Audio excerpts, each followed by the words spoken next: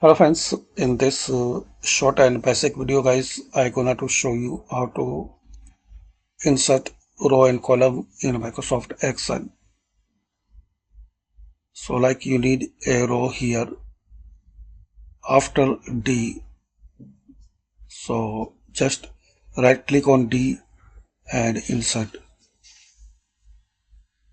Now select and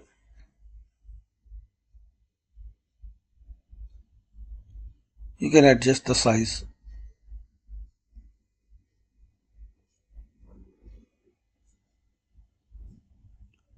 Select F and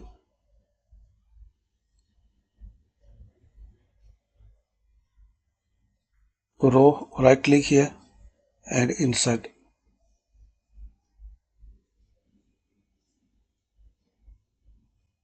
So now we have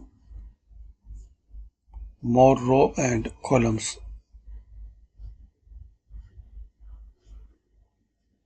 So thanks for watching. Comment this video useful for you. And to delete, select it and just delete entire row.